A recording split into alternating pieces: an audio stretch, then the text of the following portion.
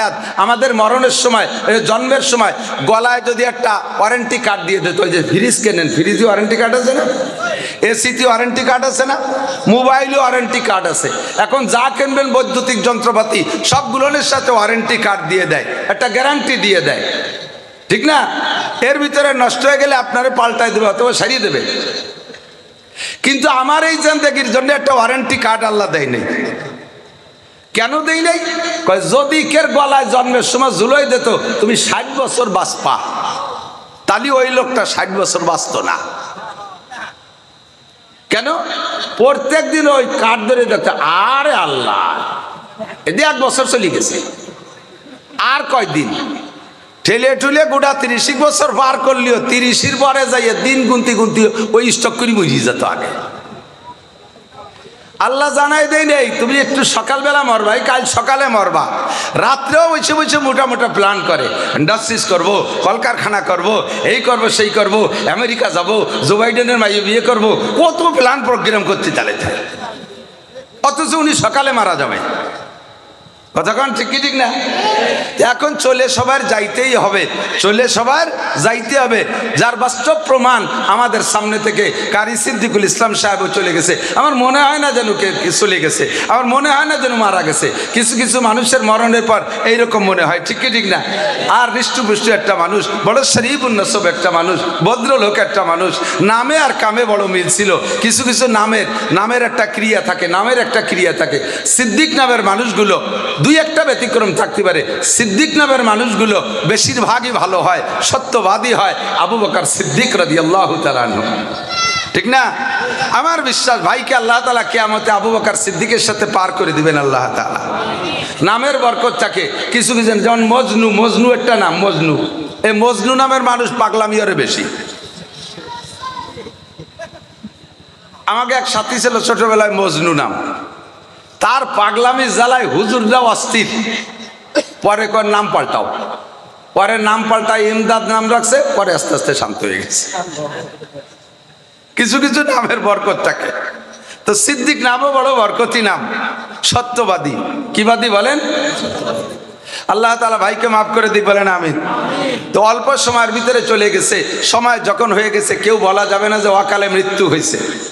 কের ওয়াকালে মৃত্যু হয় না। 5 বছরেরটাও কাল অনুযায়ী মরছে, 10 বছরেরটা মরছে, সেও তার কাল শেষ হয়ে গেছে মরছে, 16 বছরেরটা মরছে, সেও তার কাল শেষ হয়ে গেছে। ওয়াকালে কের মরণ নাই। সবার যে কাল আল্লাহ তাআলা ধার্য করেছেন। আল্লাহ পাক বলেন, কুল ইন্নাল মাউতাল্লাযী তাফিরুনা মিনহু, বলে দাও উম্মতের কাছে যেই মরণের ভয়তে তুমি পালাই বেড়াচ্ছ, তাফিরুনা মিনহু ফাইন্নাহু মুলাকিকুম, ওই মরণে তোমার সাথে সাক্ষাৎ করবেই করবে। ফাইন্নাহু মুলাকিকুম, তুমি যেখানেই থাকো না কেন সে জায়গা যে তোমার মরণে ধরবে, যেটা তোমার টাইম আছে সেই সময় মরবে। আল্লাহ পাক বলেন 5টা বিষয় তুমি জানো না। ইন্নাল্লাহ ইনদাহু ইলমুস সাআ, কিয়ামত কবে হবে এটা তোমারে জানতে দেই নেই। ওয়াইনাজিলুল গাইস, কোন মেঘে বৃষ্টি নামবে এটা তোমারে জানতে দেব না। ওয়াইনাজিলুল গাইস ওয়া ইয়ালামু মা ফিল আরহাম, কোন নারীর পেটে সন্তান আছে, কি সন্তান আছে, এইটা তোমাদেরকে আগের থেকে জানতে দেব না বাচ্চা পেটে আসার আগে। আর ওমা তাদরি নাফসুম মাজা তাকসিবু গাদা, আগামীকাল কে কি ইনকাম করবে এটা কেউ আল্লাহ তাআলা অ্যাডভান্স জানতে দেন নাই। ওমা তাদরি নাফসুম বিআইয়ি আরদিন তামুত, কে কোন জায়গা যে মারা যাব এইটা কেউ কে আল্লাহ তাআলা জানতে দেয় নাই। কে কখন মারা যাবে, যার যেখানে মরণ আছে তাকে সেখানে যেতেই, আমি আপনিও মারা যাব। সংক্ষিপ্ত কথা হলো, সময় আমার কম, আজকে এখানের দাওয়াত রাখতে চাইনি।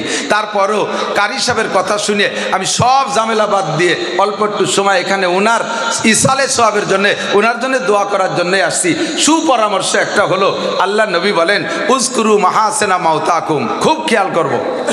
তোমাদের ভিতরে যারা মারা যায় তাদের ভালো গুণগুলো আলোচনা করবা, তাদের গুণগুলো আলোচনা করবা। তাতে লাভ কি? পরিষ্কার হাদিসে আসে, হুজুর একদিন এক জানাজার পাশে দাঁড়ায় বলেন, যদি তোমরা কোনো মৃত্যু ব্যক্তি সম্পর্কে 40 জন মানুষের সাক্ষী দাও যে লোকটা ভালো ছিল, তাহলে আল্লাহ পাক তাকে ভালো বিবেচনা করে মাফ করে দিবেন। কুমাইতে কুমাইতে সাহাবায়ে কেরাম নিয়ে আসলেন মাত্র 3 জনের মধ্যে। হুজুর লাস্টে বললেন, তিনজন মানুষও যদি মন থেকে বলো লোকটা ভালো ছিল, লোকটা এই গুণের অধিকারী ছিল, আল্লাহ তাআলা তাকে মাফ করে দেবেন। আমাদের মধ্যে কেউ যদি এরকম আমাদের প্রশংসার বদৌলতে ক্ষমা পেয়ে যায়, তাহলে আমাদের কোনো লস আছে? কোনো লস আছে? কাজেই আমরা প্রশংসার সাইডটা রাখবো, তবে প্রশংসা করতে হবে ভালো দিক দিয়ে। আমি আগে একদিন ইউটিউবের ভিতরে একটা জানাজার ভিতরে জানাজায় দাঁড়াইলে তো মানুষ সেগুলো বলা বলি করে, আর কোনো কোনো এলাকায় প্রথা আছে, জিজ্ঞেস করে উনি কেমন ছিলেন, সবাইকে ভালো ছিল, উনি কেমন ছিলেন, ভালো ছিল। এইটা নিয়ম না, এইটা নিয়ম না। কারণ ওই গতানুগতিক বলতে খারাপ ছিল জানে কেউ কেউ, সে ওই তালে তালে মিথ্যে কথা কয় ভালো ছিল। কিন্তু ওই জায়গায় দাঁড়ায় দেখতেছি নেতারা দাঁড়াইয়া ওই মাইয়েতের প্রশংসা করতেছে, কয়েকজনে কয়েক রকম বলছে। তো একজনে বলতেছে উনি বড় ভালো মানুষ ছিলেন, আমাদের সাথে কত যে কনসার্ট করছেন, কত জায়গা উনি গান গেয়েছেন, আর কত যে উনি ড্যান্স করতেন, ওনার ড্যান্স মেয়েদের চেয়ে সুন্দর ছিল, উনি বড় ভালো ছিলেন। ফেরেশতারা কি কয় জানেন? তোর ড্যান্স করাটারে খালি আমাকে রেঞ্জের মধ্যে পাঠা, কবরে দে, ওরে মাজা বাড়ো ভাঙ্গি বেলায় তো ড্যান্স করায় ছাড়িয়ে দেবে। গান গাইতে ভালো, সুদ খাইতেন ভালো, ভালো ঘুষ খাইতেন, এদেশের মানুষের কাছে যথেষ্ট পয়সা নিয়ে এনে চাকরি দিয়েছেন, এদেশে ভালো ভালো কিছু করেছেন। রাতের বেলা উনি চুরি করতেন, উনি ফার্স্ট ক্লাস ডাকাত ছিলেন, ডাকাতির লিডার ছিলেন, উনি 1 নম্বর মিথ্যাবাদী ছিলেন। এগুলো করার দরকার নাই। সেদিন একটা জানাজা পড়াইছি, সেই জানাজার যে মাইয়েতের উদ্দেশ্যে ওই মসজিদ মহল্লার ইমাম সাহেব সাক্ষী দিচ্ছেন। উনি বাড়ি আসছেন খুলনা থেকে, আজ থেকে 12 বছর আগে। এই 12টা বছর আমি এই মসজিদের 16 বছর ইমাম, উনি আসছে 12 বছর বাড়ি। 12 বছরের ভিতরে একটা ওয়াক্ত জামাতের নামাজ উনার মিস হতে দেখিনি। ইমাম সাহেব যদি মুসল্লি সম্পর্কে এমন সাক্ষী দেয়, এবং উনার কোরআন শরীফ পড়াটা এত সুন্দর ছিল যে আমার অনুপস্থিতিতে উনি আমার স্থানে ইমামতি পর্যন্ত করতেন। আমি ঘুম থেকে না উঠলেও ফজরের সময় এসে আমাকে ডেকে উঠাইতেন। আমার জানা মতো উনি তাহাজ্জুদও ছাড়তেন না। এই জাতীয় প্রশংসার কথাগুলো ওই লোকটার মরণের পরে বিশাল উপকারে আসে। আমাদের যদি জানা থাকে, আমি যেটা জানি কারি সিদ্দিকুল ইসলাম সাহেব ভাইয়ের সম্পর্কে, আমার সাথে কোনোদিন উনি টকিঝকি করেন নাই, মানুষের উপরে প্রেশার ক্রিয়েট করতেন না। আমাদের দাওয়াত দিতে যায়, অনেকেই যায়, বক্তাদের দাওয়াত দিতে যায়, যাইয়ে একেবারে পাড়ায় ধরে দাওয়াত একটা রাখতেই হবে। যদি আপনি দাওয়াত না রাখেন তাহলে মুমতাজ রেদে গান দেব, কে হিসাবে রিকেট দেশে পারে চিন্তা হতে পারে। আপনি যদি দাওয়াত না রাখেন তাহলে আমরা আইডি নাড়ই দেব। এভাবে এমন প্রেশার দেয়, অথচ ডায়েরিতে খালি নেই। কারি সব যাইতেন, হুজুর এই তারিখ খালি আছে খালি, তাই লিখে নেন। এরপরে যদি বলতাম না ওই তারিখ খালি নাই, ইনশাল্লাহ আগামী বছর দাওয়াত নেব ইনশাল্লাহ। হুজুর আসছি তাহলে, আসসালামু আলাইকুম। কোন বক্তা এই মাদ্রাসায় আসছে আর উনি যেখানে পড়াইছে তাকে দ্বিতীয়বার দাওয়াত দিলে সে আসবে না, এরকম আচরণ উনি কোনোদিন করতেন না। উনার নাম শুনলে আসার জন্য ব্যস্ত থাকতেন, লম্বা চওড়া টাইম ওয়াশ করার জন্য বিরক্ত করতেন না, হাসি মুখে কথা বলতেন, সত্য কথা বলতেন। একজন দিনদার মানুষ ছিলেন, লিবাজিল্লা আল্লাহর হস্তে খেদমত করেছেন। আপনারা কি সত্য, আমি কি সত্য বলতেছি বলেন? সত্য বলতেছি বলেন? আপনারা মনের থেকে ছাড়া বলবেন না। আর স্থানীয়ভাবে আপনাদের লেনদেন কেমন ছিল সেটা জানি না, আমি গুণটা এজন্য বলতে বাধ্য। দোস্ত, হযরত ঈসা আলাইহিস সালাতু ওয়াস সালাম একবার সাথীদেরকে নিয়ে রাস্তা দিয়ে হাঁটতেছে। হাঁটতে হাঁটতে হাঁটতে হাঁটতে কত দূর যাইয়া রাস্তার পাশে দেখে উনার চোখের সামনে পড়ে গেছে একটা মরা বিলেই, বিড়াল মরা। এদিক একটা বিড়াল মরা, তো মরা বিড়ালটার মরিয়ে তো গেছেই, এরপরে পচার পরে পোকা হয়ে গেছে। এই জাতীয় প্রাণী মরলে পোকা হয়, চোখে জীবনে একটা দূরে দেখছেন নাকি আমি জানি না। পোকা এত হয় যে ভিতরে নিচে যে মুর্দা আছে তাও দেখা যায় না, খালি পোক হয়ে যায়। এমন একটা অবস্থা, আমি যেভাবে বলছি আমার নিজেরই ঘৃণা লাগতেছে। হযরত ঈসা আলাইহিস সালাতু ওয়াস সালাম ওই পচা পোকাওয়ালা মরা বিড়ালের কাছে দাঁড়ায় গেছে। সব সাথীদেরকে ঈসা আলাইহিস সালামের সাথীদেরকে বলা হয় হাওয়ারি, আর আমার নবীর সাথীদেরকে বলা হয় সাহাবী। তে হাওয়ারিয়া ঈসা আলাইহিস সালাম সকলকে দাঁড় করে বলছে, এই তোমরা দাঁড়াও। দাঁড়াইয়া বলতেছে, দেখো তো এই বিড়ালটার কোন জায়গা ভালো আছে, খুব খেয়াল, দেখো তো বিড়ালটার কোন জায়গা ভালো আছে। সবাই এক এক নজর দেখা, হুজুর একটু সরিয়ে চলেন ওই দিকে যে, কই এ তো চোখ দিয়ে দেখা যায় না, গন্ধ আসতেছে, আবার দেখার মতো কিছু নেই। কয় না এই জায়গাতে বলি যেতে হবে, কয় যে হুজুর ওর কোনো জায়গা ভালো নাই, সরেন দি। তো হুজুর 3 বার জিজ্ঞেস করছে, ভালো করে দেখো এর কোন জায়গা ভালো আছে। তো কেউ কইল না যে কোন জায়গা ভালো আছে, সারা গা পোকা হয়ে গেছে। তো হযরত ঈসা আলাইহিস সালাম সাথীদেরকে সরাই নিয়ে বলতেছে, বলো তো ওর তো কোনো জায়গা ভালো নাই, ওর দাঁত কয়টা ভালো আছে না? কয়, হ্যাঁ হুজুর, দাঁত কয়টা একেবারে ফকফকে সাদা, কারণ ও তো কোনোদিন পান বিড়ি খায়নি। পান খালি না কালা হয়ে যায়, লাল হয়ে যায়। ওর দাঁত কটা খুব সাদা। তো হুজুরকে বললেন যে হুজুর বললেন, আমি তোমাদের কাছে জিজ্ঞাসা করলাম যে ওর ভালো আছে কোন জায়গা, তাই কও। কেউ কইলে না। কে সবাই কও লেজে পোকা ধরছে, ঠ্যাঙে পোকা ধরছে, মাথায় পোকা ধরছে, বডি পোকায় ধরছে, সারা গা পোকা। দাঁত কটা ভালো, ভালো ঢুকতো কেউ কও না। সব জায়গা খারাপ তা কও কে? আমি তো খারাপ জিজ্ঞেস করি নাই।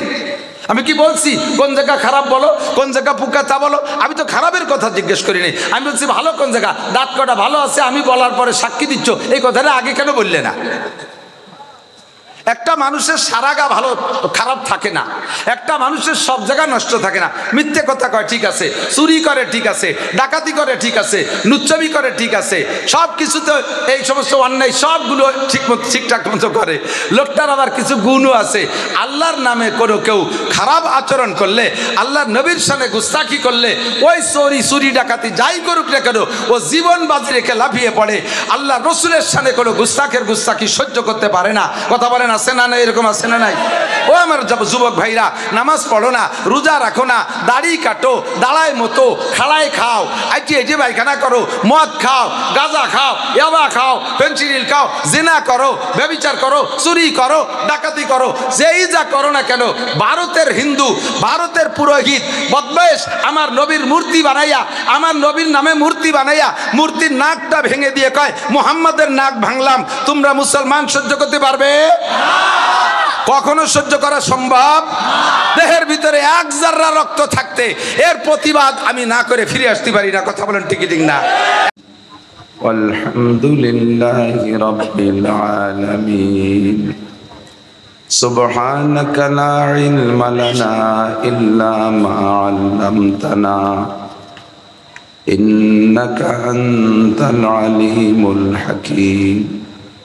জাযাল্লাহু আন্না মুহাম্মাদাম মা হুয়া আহলুহু সুবহানাল্লাহি ওয়া বিহামদিহি সুবহানাল্লাহিল আযীম। রব্বি ইশরাহ লি সাদরি ওয়া ইয়াসসির লি আমরি ওয়াহলুল উকদাতাম মিন লিসানি ইয়াফকাহু কওলি। রব্বি জিদনি ইলমা।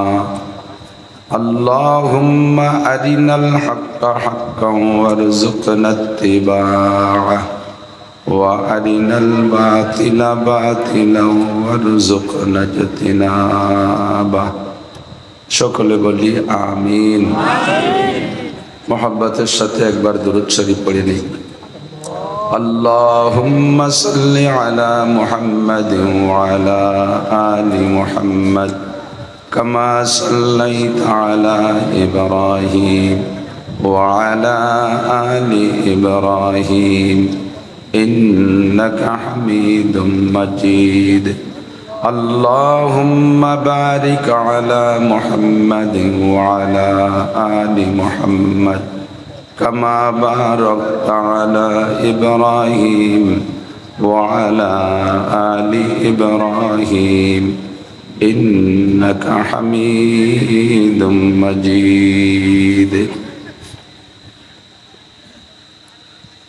ঐতিহ্যবাহী রূপাবাদ ইসলামিয়া মাদ্রাসা রূপাবাদ বলমারি ফরিদপুরের উদ্যোগে আয়োজিত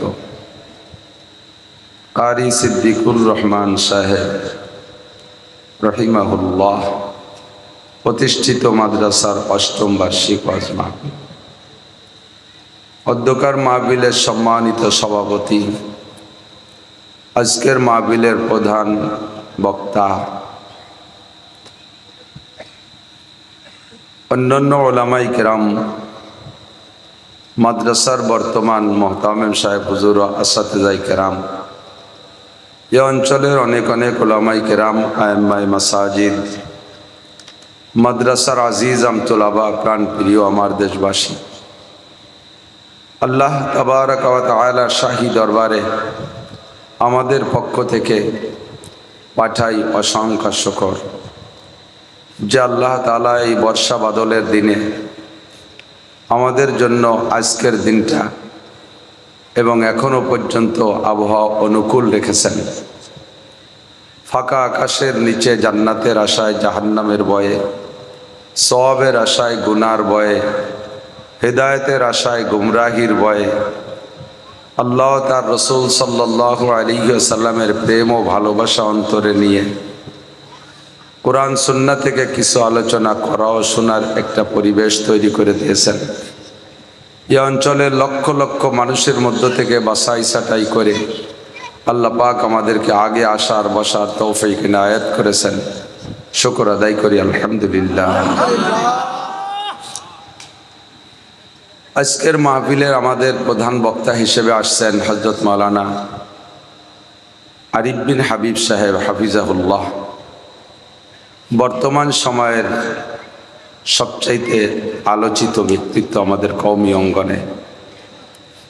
বয়ানও বড় নুরানি রোহানি বয়ান, দালায়েল সহ সহি কোরআন হাদিসের কথা বলেন। আমাদের এখানে নতুন আসতেছেন, আশপাশ থেকে যথেষ্ট লোক আসবে, এই বিশাল মাঠ ভরে যাবে ইনশাআল্লাহ। আমরা শেষ পর্যন্ত নীরবে তার কাছ থেকে হেদায়েতি কথা শুনবো। আল্লাহ আমাদের নসিব করে, সবাই বলি আমিন। বিগত কয়েক বছরই এখানে আসি, ভাই মাহফিল শুরু করার পর থেকে নিয়ে, এ মাদ্রাসা শুরু থেকে নিয়ে বৃষ্টি বাদল কাদা কিচড় বিভিন্ন কিছু উপেক্ষা করে এখানে মাহফিল করা লাগছে। আমরা কম বেশ আসি, খুব একটা মিস আমার হয় নাই, মনে হয় প্রতি বছরই এসেছি। এবং উনি আগে ছিলেন ওপাশে বাহিরবাগ মাদ্রাসা, সেখানেও থাকাকালে আমাকেই প্রত্যেক বছর উনি নিয়ে আসতেন। আন্তরিক রোহানি আত্মিক সার্বিক সম্পর্ক তার সাথে আমার ছিল। গত বছরও মাহফিলে তার থেকে এখানে খেদমত নিয়েছি। এবছর উনি দুনিয়ায় নেই, কবরে চলে গেছে। যদিও আমার আত্মীয় না, রেশতায় কোনো আত্মীয় না, কিন্তু রোহানি আত্মিক সম্পর্কে এতটা মায়া লাগে যা বলার না। আপনাদের দেশের একজন নেক সন্তান চলে গেছে, আপনারা তার রোহের মাগফিরাত আর তার সার্বিক গুনাহ মাফের জন্য জান্নাতের আলা মাকাম নসিব হয়, এজন্য সর্বক্ষণ দোয়ার ভিতরে শামিল রাখবেন। আল্লাহ তাআলা তাকে জান্নাতুল ফেরদাউসের আলা মাকাম নসিব করে, সবাই বলে আমিন। এ কথাই বলতে চাইছি, ওনার বড় ভাই একটু আগে হাত ধরে কেঁদে দিয়েছে। সিদ্দিক আমার ছোট ভাই। বাস্তবে যেটা বলতে হয়, দুনিয়ায় আসার জন্য সিরিয়াল শর্ত, যাওয়ার কোনো সিরিয়াল ঠিক কিনা? কেউ যেন এ কথা না ভাবি দাদা আগে মরছে, পরে আব্বা মরছে, এরপরে আমি। এভাবে আমাদের পরবর্তী জেনারেশন, তাদেরও সিরিয়াল এরকম। এই সিরিয়াল সব জায়গা ঠিক থাকে না। দুনিয়ায় আসার জন্য আগে দাদার আসতে হবে, তারপরে আব্বার আসতে হবে, তারপরে আমাকে আসতে হবে, তারপরে আমার ছেলে, তারপরে তার ছেলে। আসার জন্য সিরিয়াল জরুরি, চলে যাওয়ার জন্য এই সিরিয়াল জরুরি না। কার কতটুকু হায়াত মুকদ্দার আছে আল্লাহর পক্ষ থেকে বরাদ্দ, সেটা আল্লাহ পাকই ভালো জানে। যখন যার ডাক আসবে আল্লাহ পাক তাকে তখন নিয়ে চলে যাবেন। 24টা ঘন্টা আমাকে প্রস্তুত থাকতে হবে। কোথায় এক ফোঁটা এদিক সেদিক খেয়াল করবেন না, খুব লক্ষ্য রাখি। আল্লাহ পাক বলেন, তুমি দুনিয়ার অনেক কিছু অস্বীকার করতে পারো, কোরআনের অনেক কিছু অস্বীকার করতে পারো, যেহেতু স্বীকার অস্বীকারের ব্যাপারে তোমাকে স্বাধীনতা দেয়া হয়েছে। আগে তো না, এই যে একটু বিষয় নিক, একটু বিষয় নেন।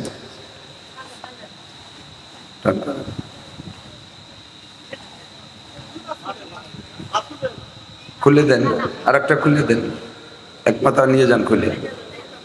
দুইটা হলে একটা টেনে আলাদা করে বলেন, একটা। আচ্ছা, তবু আসেন, সামনে চলে আসেন। আসেন, আগে আসেন, আগে আসেন। বক্তা শ্রোতার ভিতরে দূরত্ব বেশি হয়ে গেলে ফ্যানটা একটু হালকা বাঁকায় দিন আমার থেকে। বক্তা শ্রোতার মাঝে দূরত্ব বেশি হয়ে গেলে কথার অ্যাকশন কমে যায়, কথার জজবা কমে আসে। কারণ আমরা বলে থাকি আর একটু ঘুরে দিন, আর একটু, আমার গায়ে কম দেন বাতাস, আর একটু ঘুরে দিন।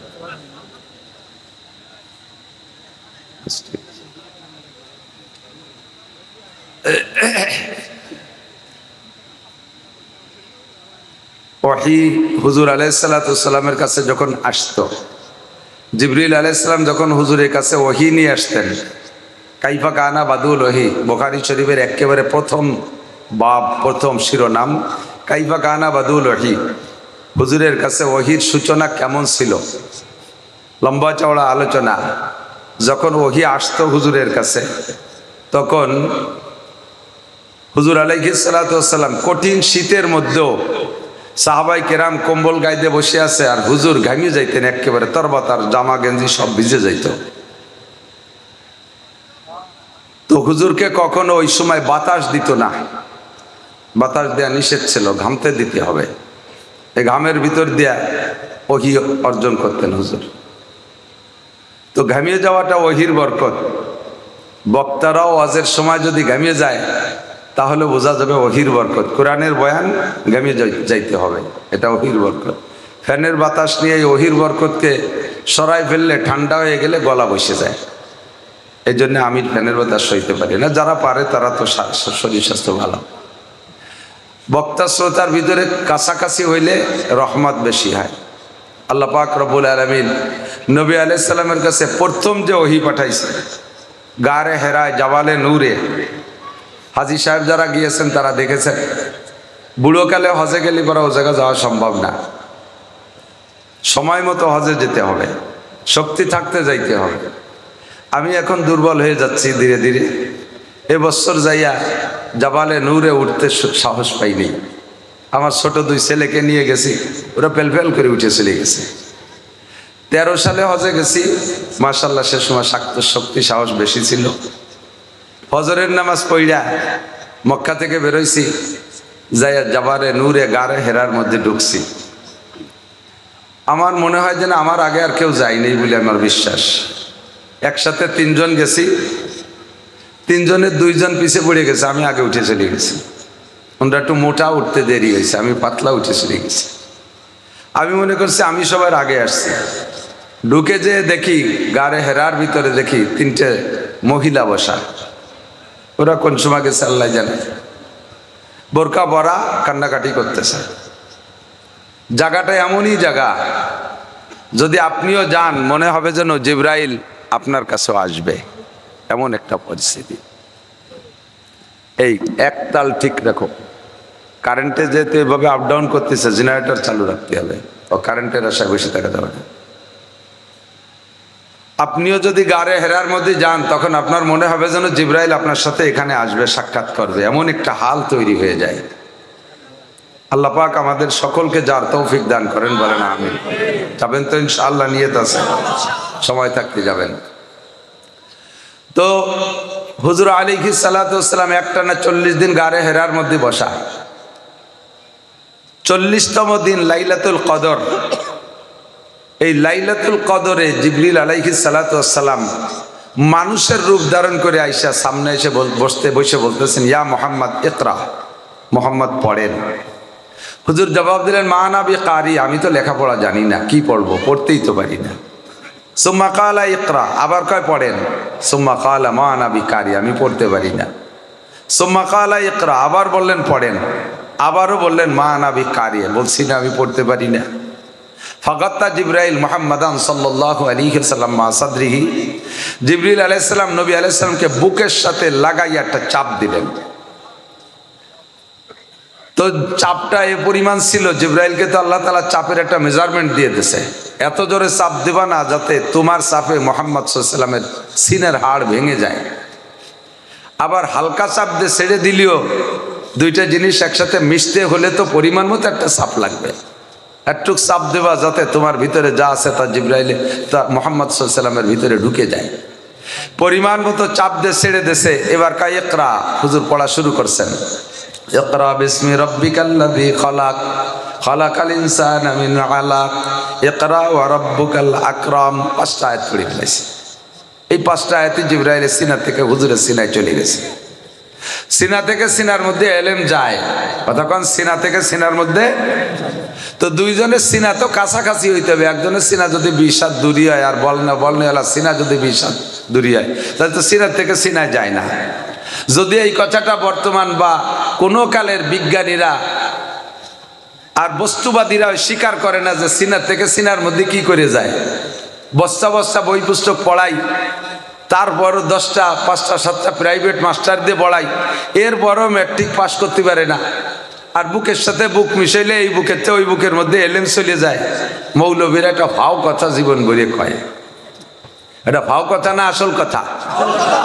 তোমাদের প্রযুক্তি এর প্রমাণ করে দেয় যে সিনার থেকে সিনার মধ্যে যাইতে পারে। কতক্ষণ? এটা মোবাইল না, এর মধ্যে একটা মেমোরি আছে, মেমোরি কার্ড আছে না নাই? 32 GB। এটার মধ্যে আরো বড় জিবি আছে। তো এই 32 GB একটা মেমোরি কার্ড ভরা অনেক কিছু, গজল আছে, হামদ আছে, নাত আছে, ওয়াজ আছে, তেলাওয়াত আছে, কোরআন শরীফের কারীদের কেরাত আছে, এর প্যাড ভরা সব কিছু লোড দিয়ে আছে। এইটা লোড দিছি আজ 5 বছর ধরে মোবাইলটার বয়স, এই 5 বছর পর্যন্ত লোড দিছি। আর একটা মোবাইলের মধ্যে নিতে কি 5 বছর লাগবে? অল্পক্ষণের মধ্যে নেওয়া যায় কি না? ব্লুটুথ কানেকশন দিয়ে 2টা মোবাইল সিনের সাথে সিনে মিশে এক জায়গায় শোয়াই তুলি, অল্পক্ষণের মধ্যে এর পেটে যা আছে সব ওর পেটে চলে যায়, যায় কি না? তো তুমি মানুষ, তোমার একটুকু একটা মাথা, বিলের মাথার মতো মাথা, ওর মধ্যে ফটাখানিক গিলু, তাই দিয়ে যদি এমন আবিষ্কার করতে পারো যে একটা জড় পদার্থ মোবাইল, এর সিনার মধ্যে যা আছে তাই যদি আর একটা মোবাইলের সিনার মধ্যে ব্লুটুথ কানেকশন দিয়ে সিনার সাথে সিনা মিশাই তুলি যদি ঢুকে যায়, তাহলে আল্লাহ পাক রব্বুল আলামিনের কুদরতে কামেলা জিবরাইলের সিনার থেকে রাসূলুল্লাহ সাল্লাল্লাহু আলাইহি ওয়াসাল্লামের সিনার মধ্যে, পীর সাহেবের সিনার থেকে মুরিদের সিনার মধ্যে, বক্তার সিনা থেকে শ্রোতার সিনার মধ্যে, উস্তাদের সিনার থেকে ছাত্রের সিনার মধ্যে যাইতে পারে কি পারে না?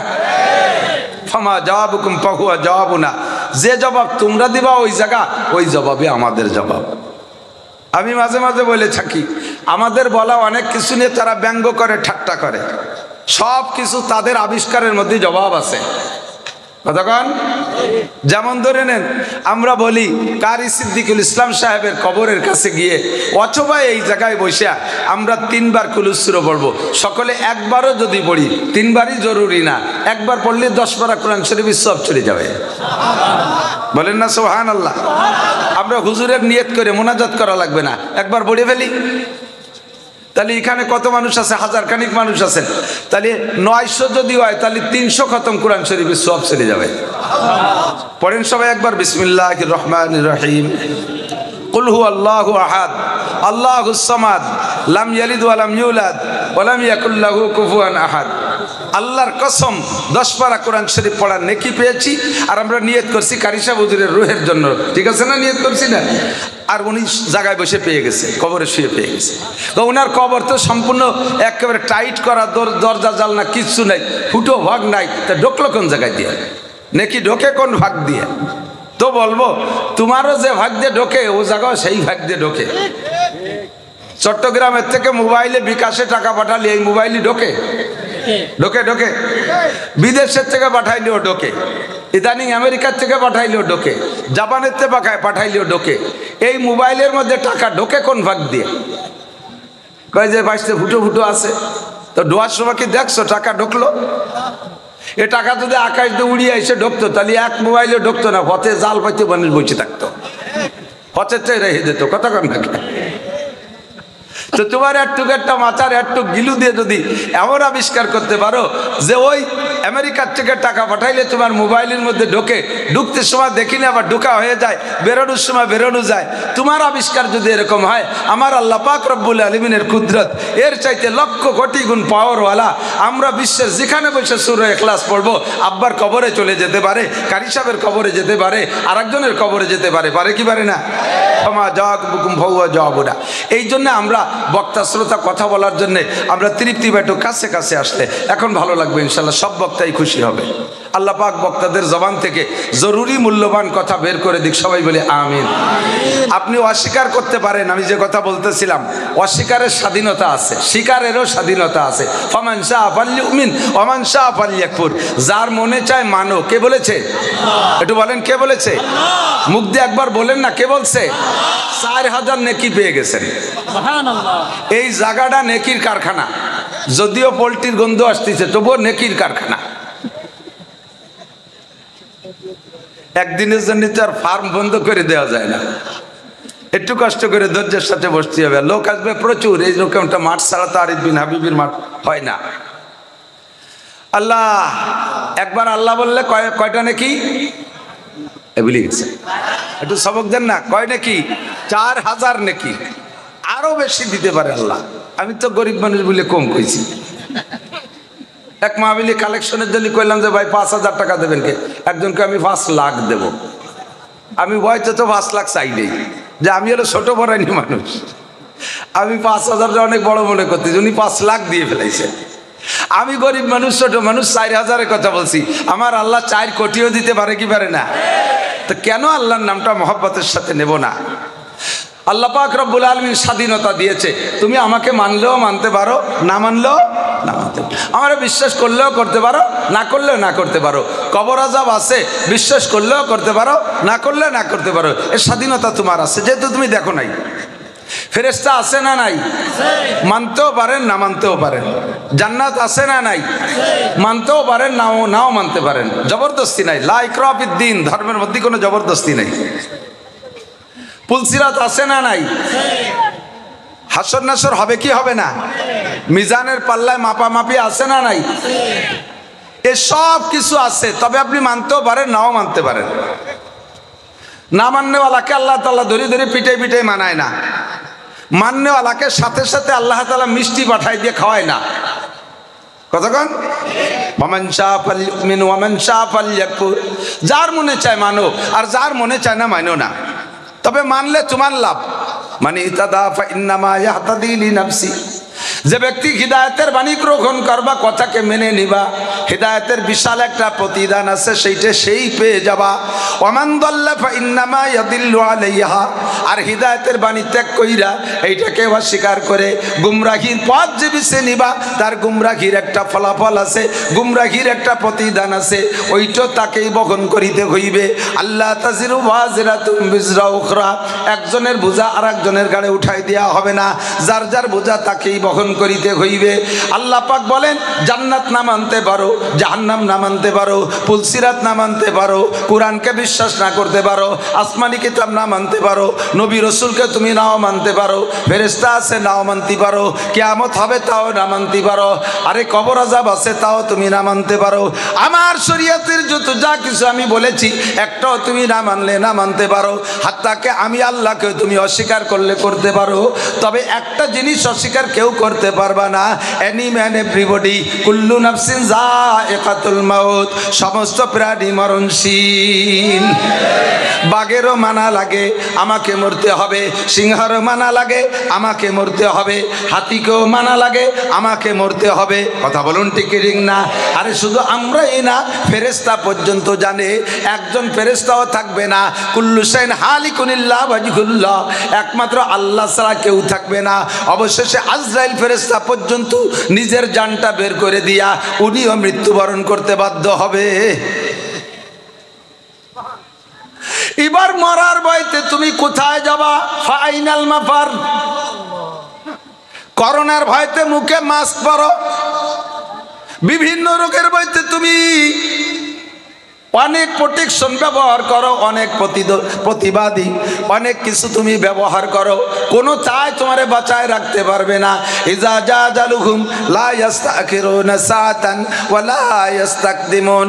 আর মরণ যখন আসবে, ও দোস্ত ভালো করে মনে রাখেন, হায়াত সীমিত, বলেন হায়াত, মরণ অবধারিত, রিজিক বন্টিত।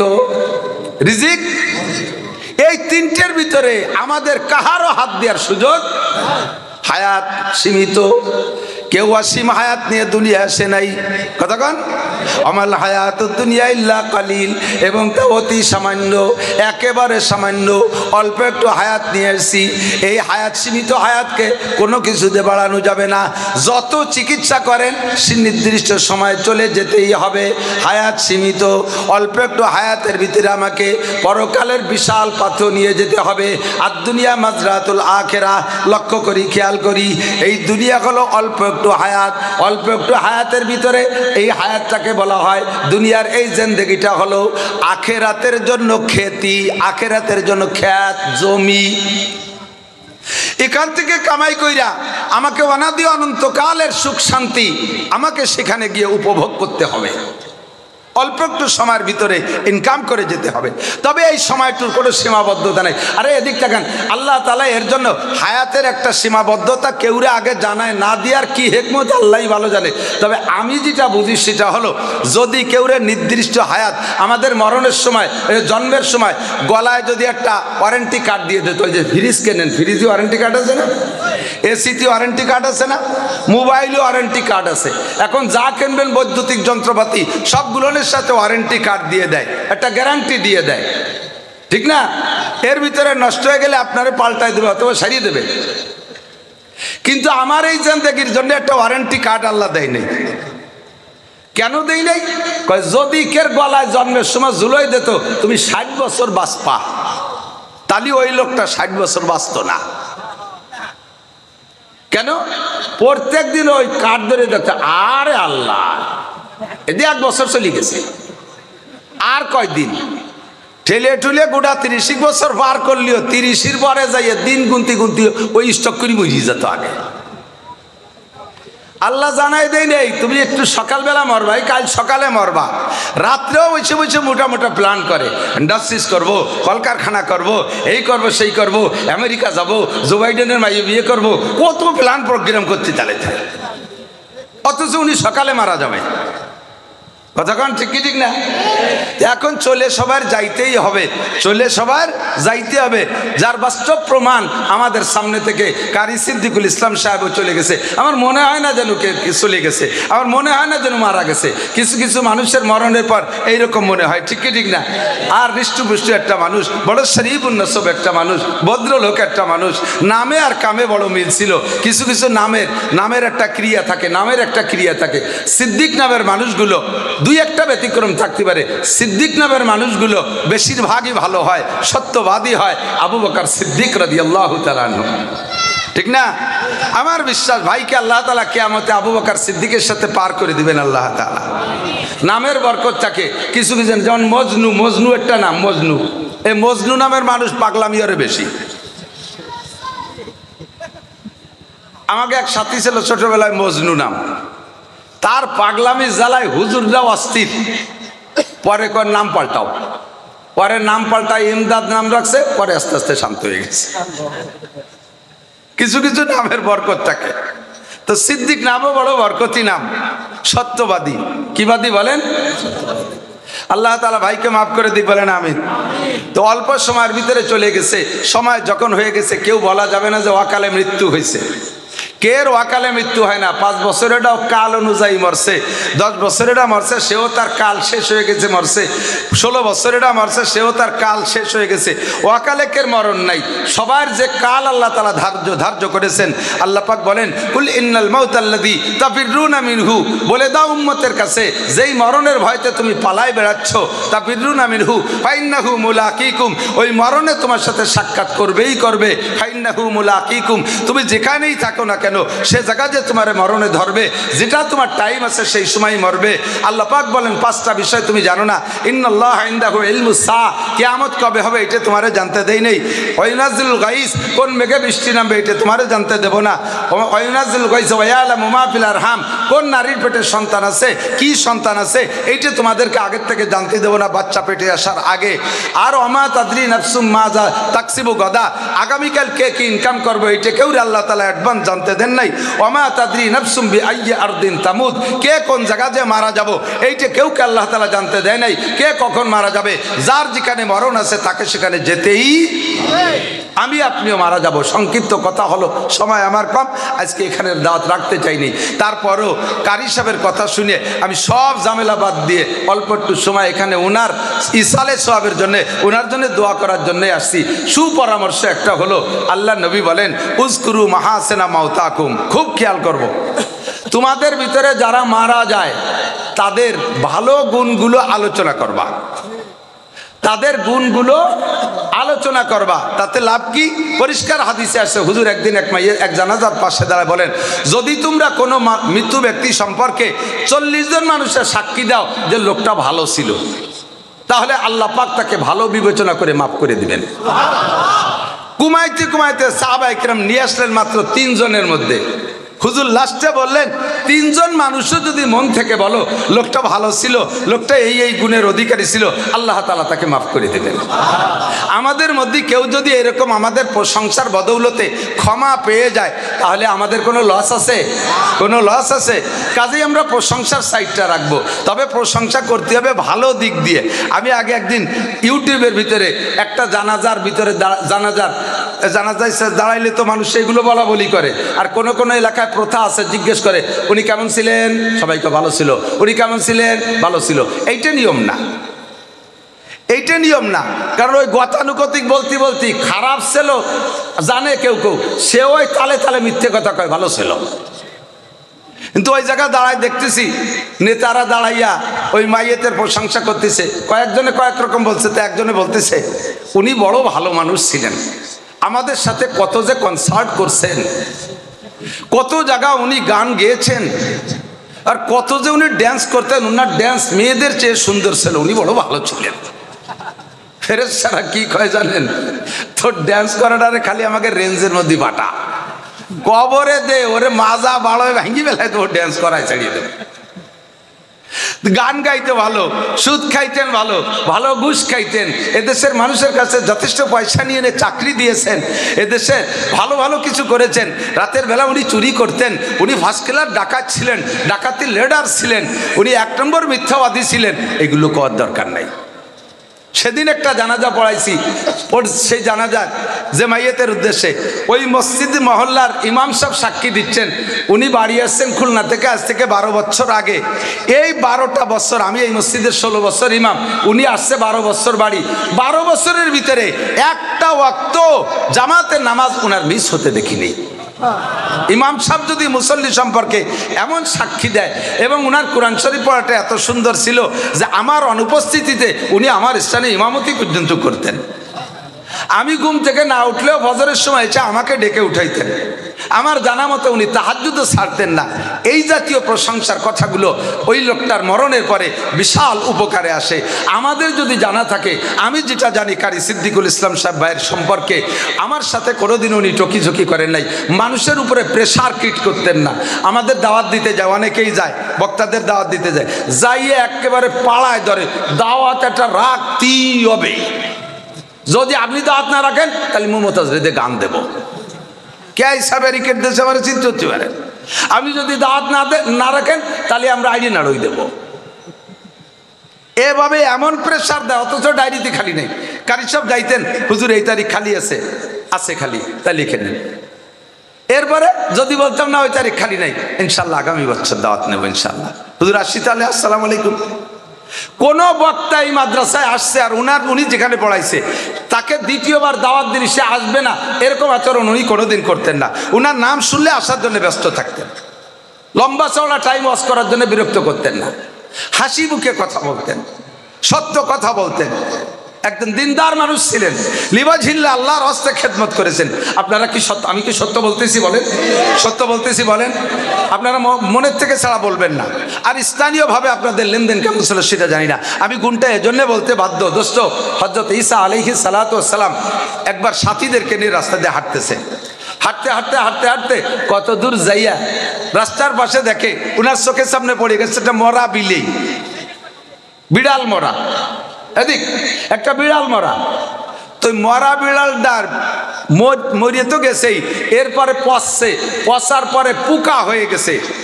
এই জাতীয় প্রাণী মরলে পোকা হয়, চোখে জীবনে একটা দূরে দেখছেন নাকি আমি জানি না। পোকা এত হয় যে ভিতরে নিচে যে মুর্দা আছে তাও দেখা যায় না, খালি পোক হয়ে যায়, এমন একটা অবস্থা। আমি যেভাবে বলছি আমার নিজেরই ঘৃণা লাগতেছে। হযরত ঈসা আলাইহিস সালাম ওই পচা পোকাওয়ালা মরা বিড়ালের কাছে দাঁড়াই গেছে। সব সাথীদেরকে ঈসা আলাইহিস সালামের সাথীদেরকে বলা হয় হাওয়ারি, আর আমার নবীর সাথীদেরকে বলা হয় সাহাবী। তে হাওয়ারিয়া ঈসা আলাইহিস সালাম সকলকে দাঁড় করে বলছে, এই তোমরা দাও। দাঁড়াইয়া বলতেছে, দেখো তো এই বিড়ালটার কোন জায়গা ভালো আছে, খুব খেয়াল, দেখো তো বিড়ালটার কোন জায়গা ভালো আছে। সবাই এক এক নজর দেখা, হুজুর একটু সরিয়ে চলেন ওই দিকে যে কই, এ তো চোখ দিয়ে দেখা যায় না, গন্ধ আসতেছে, আবার দেখার মতো কিছু নেই। কয় না এই জায়গাতে বলি যেতে হবে। কয় যে হুজুর ওর কোনো জায়গা ভালো নাই, সরেন দি। তো হুজুর 3 বার জিজ্ঞেস করছে, হ্যাঁ ভালো করে দেখো এর কোন জায়গা ভালো আছে। তো কেউ কইল না যে কোনো জায়গা ভালো আছে, সারা গা পোকা হয়ে গেছে। তো হযরত ঈসা আলাইহিস সালাম সাথীদেরকে সরাই নিয়ে বলতেছে, বলো তো ওর তো কোনো জায়গা ভালো নাই, ওর দাঁত কয়টা ভালো আছে না? কয় যে হ্যাঁ হুজুর দাঁত কয়টা একেবারে ফকফকে সাদা, কারণ ও তো কোনোদিন পান বিড়ি খায়নি, পান খালি না কালা হয়ে যায়, লাল হয়ে যায়, ওর দাঁত কটা খুব সাদা। তো হুজুরকে বললেন যে হুজুর বললেন আমি তোমাদের কাছে জিজ্ঞাসা করলাম যে ওর ভালো আছে কোন জায়গা, তাই কও। কেউ কইলে না, সবাই কও লেজে পোকা ধরছে, ঠ্যাঙে পোকা ধরছে, মাথায় পোকা ধরছে, বডি পোকায় ধরছে, সারা গা পোকা, দাঁত কটা ভালো, ভালো টুক তো কেউ কও না, সব জায়গা খারাপ তা কও কে? আমি তো খারাপ জিজ্ঞেস করি নাই, আমি কি বলছি কোন জায়গা খারাপ বলো, কোন জায়গা পোকা তা বলো, আমি তো খারাপের কথা জিজ্ঞেস করি নাই। আমি বলছি ভালো কোন জায়গা, দাঁত কটা ভালো আছে, আমি বলার পরে সাক্ষী দিচ্ছ, এই কথাটা আগে কেন বললে না?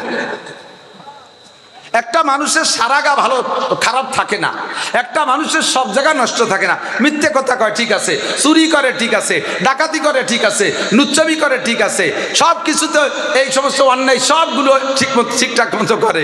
লোকটার আবার কিছু গুণও আছে। আল্লাহর নামে কোনো কেউ খারাপ আচরণ করলে, আল্লাহর নবীর সামনে গুস্তাখি করলে, ওই চুরি ডাকাতি যাই করুক না কেন, ও জীবন বাজি রেখে লাফিয়ে পড়ে। আল্লাহ রসুলের সামনে কোনো গুস্তাখি সহ্য করতে পারে না। কথা বলেন আছে না? এরকম আছে না নাই? ও আমার যুবক ভাইরা, নামাজ পড়ো না, রোজা রাখো না, দাড়ি কাটো, দাঁড়ায় মতো, খাড়ায় খাও, আইটি পায়খানা করো, মদ খাও, গাঁজা খাও, ইয়াবা খাও, পেনসিডিল খাও, জিনা করো, ব্যভিচার করো, চুরি করো, ডাকাতি করো, যেই যা করো না কেন, ভারতের হিন্দু, ভারতের পুরোহিত বদমাইশ আমার নবীর মূর্তি বানাইয়া, আমার নবীর নামে মূর্তি বানাইয়া মূর্তির নাকটা ভেঙে দিয়ে কয় মুহাম্মাদের নাক ভাঙলাম। তোমরা মুসলমান সহ্য করতে পারবে? কখনো সহ্য করা সম্ভব? দেহের ভিতরে এক জাররা রক্ত থাকতে এর প্রতিবাদ আমি না করে ফিরে আসতে পারি না। কথা বলেন ঠিক ঠিক না? এমন গুণ যদি থাকে সেই গুণটা আমি কেন বলবো না? মুসলমান বিশ্বনবীর অপমানে যদি না কাঁদে তোর মন, কাজী নজরুল ইসলামের কথা ঠিক না? উনি কবিতা লিখেছে, বিশ্বনবীর অপমানে যদি না কাঁদে তোমার মন, মুসলিম না মুনাফিক তুমি রবিজির দুশ্মন। ভারত থেকে সমস্ত সব 2 নম্বরের প্রোডাকশন হয় ভারত থেকে। ভারত হলো ভেজালের গুরু, ভেজালের কারখানা। এদেশের যত ফরমালিন তাও আসে ভারতের থেকে, খাদ্যের ভেজাল ভারতের থেকে, তেলের ভিতরের ভেজাল ভারতের থেকে, সয়াবিন তেলের সরিষার তেল বানায় এই ভেজাল ভারতের থেকে আসে, সকল খাদ্যের ভেজাল, ধর্মের ভেজাল সম্পূর্ণ ভারতের থেকে প্রোডাকশন হয়। কথা বলেন ঠিক ঠিক না? গোলাম আহমদ কাদিয়ানি আমার নবীর এগেনস্টে নবুয়তি দাবি করেছে। আপনারা কি তাতে একমত? গোলাম আহমদ কাদিয়ানি নবী? কি বলেন? একটু জোরে বলেন। যে কাফের বলতে এই জায়গা মুখ বন্ধ করে রাখবেন। সবাই তো করছে আমি একা নাকলি কিয়েছে ধরে নেওয়া হবে। আর আসুকুতে নিসপুর রেজা, চুপ থাকার সমর্থনের লক্ষণ। মনে হবে যেন আপনি গোলাম আহমদ কাদিয়ানিকে নবী বলার পক্ষে। গোলাম আহমদ কাদিয়ানি কি? তাকে যারা কাফের না বলবে, তাকে যারা নবী বলবে তারা তো কাফেরই, তাকে যারা কাফের না বলবে তারাও কাফের। ঠিক কি ঠিক না? এর বাড়ি কোন জায়গা? ভারত। বাড়ি কোন জায়গা? দেখেন ইসলামের বিপক্ষে কত বড় বেয়াদবি। আমার নবী বলেন আনা খাতামুন নবিয়্যিন লা নবিয়্যা বাদি, আমি শেষ নবী, আমার পরে কোনো নবী আসবে। আমার আল্লাহ পাক রব্বুল আলামিন বলেন মা কানা মুহাম্মাদুন আবা আহাদিম মির রিজালিকুম ওয়ালাকিন রাসূলুল্লাহি ওয়া খাতামান নবিয়্যিন। মুহাম্মাদুর রাসূলুল্লাহ তোমাদের কাহারো আব্বা না, উনি হলেন গোটা মানব জাতির নবী ও রাসূল, আর উনি হলেন খাতামুন নবিয়্যিন, শেষ নবী, যার পরে আর কোনো নবী আসবে না। কথা বলি ঠিক কি ঠিক না? আমার নবীর পরে কোনো নবী আসবে না। গোলাম মোহাম্মদ কাদিয়ানী নবুয়তি করেছে, দাবি করেছে ভারত থেকে, ভারত সরকার তাকে সেখান থেকে উস্কাই দিয়েছে, তারে সহযোগিতা করেছে। আর এর সবচাইতে বেশি সহযোগিতা করেছে যারা, যাকে এখানে আবিষ্কারী করেছে, তারা হলো ইসরায়েলি ইহুদি। ও মুসলমান, বাংলাদেশে যত ভণ্ড পীর আছে, যত মাজারপন্থী আছে, সমস্ত মাজারের গুড়া আসছে ভারত থেকে। ভারতের থেকে ভণ্ড পীরদের আমদানি হয়। সারা পৃথিবীতে যত ভণ্ড পীর আছে, সমস্ত ভণ্ড পীরের মার্কাজ হলো ভারত, সেখান থেকে প্রোডাকশন হয়। এই ভারত হলো ধর্মের ভেজালেরও গুরু। গোটা দুনিয়ায় একটা তরতিবের সাথে কাজ করত, একটা তরতিবের সাথে কাজ করত। আমাদের বাংলাদেশে ধর্মীয় দল কতগুলো দেখেন, 3 মৌলবী 13 দল, ইসলামী দল রাজনীতিতে কতগুলো, 13টা দল। সেদিন এক জায়গা হয়েছে 13 দল। একটা দল ছিল ঐক্যমতে, ওই দলটার নাম হলো তবলিগ জামাত। কতক্ষণ ঠিক ঠিক না?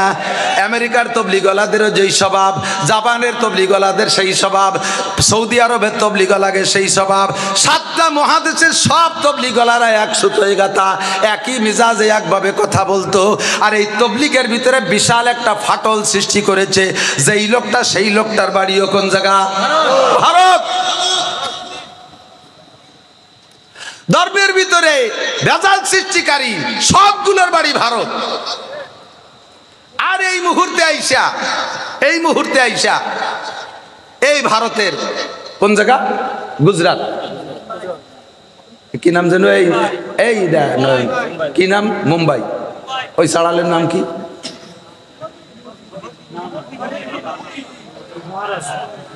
কি মহারাজ যেন নাম।